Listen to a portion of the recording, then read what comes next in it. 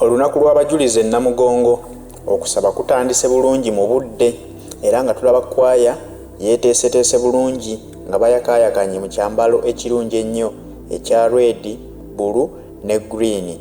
Bwe batya baami ne beenaanika ekyambalo ekya white, black ne red, nabo nga banekaanekanye bulungi nnyo.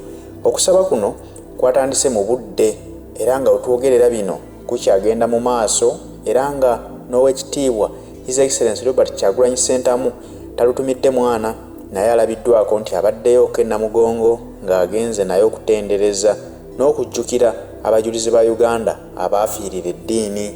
Olwaleero Namunju w'omuntu yeekulunguludde okweyiwa ku kiggwa ky'Abakatoliki eky'e Namugongo ng'olwaleero ennamba erabika nti oba esusseemukko ku yaabo abajja omwaka oguwedde kubanga abantu labira ddala nti ekifo kyonna kyebulunguludde abantu bayitirivu obungi.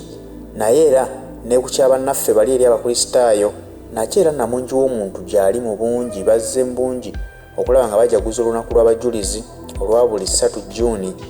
Wano abakungu okuva mu gavumenti eya wakati nabo bazze mu bungi era n'okuva mu gavumenti ey'Emmengo babaddewo nga bazze nabo okujaguza olunaku luno.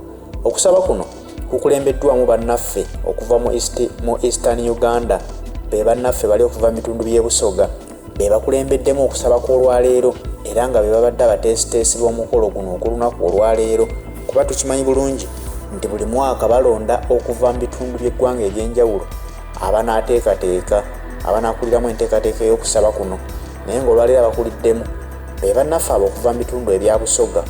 Omukolo gutambulidde ddala bulungi nnyo era ng'abantu mbutuufu bazze mu bungi okulaba nga basinze omutonzi waabwe n'okujjukira abajulizi baffe abaafiirira eddiini mu nsi yaffe Uganda. Wulirako ebibadde ebigenda mu maaso mu kwaya yaffe ekulembeddemu okusaba kw'olwaleero.